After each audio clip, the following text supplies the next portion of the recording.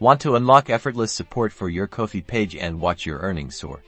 Then learning how to use Apple Pay on Kofi is exactly what you need. First, head over to Kofi and logged into your creator account. You will need to be logged into your Kofi account on your laptop or desktop computer to proceed.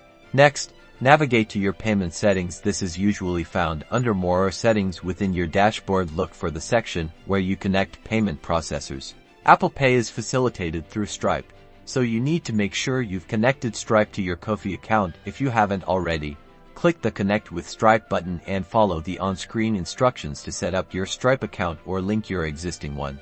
Once Stripe is connected, Apple Pay should automatically be enabled as a payment option on your Kofi page. Providing you have configured Apple Pay in Stripe, Apple Pay requires that you have a website listed within your Stripe business settings. Ensure that your Kofi URL is listed for successful processing.